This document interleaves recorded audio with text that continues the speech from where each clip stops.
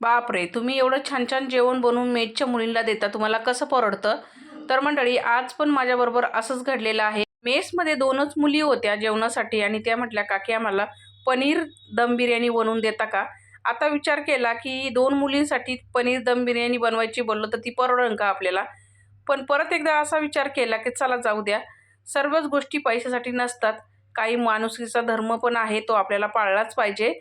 आणि असं म्हणून पनीर दम बिर्याणी बनवायला घेतली, कारण की माझे घरचे पण जेवणासाठी होते.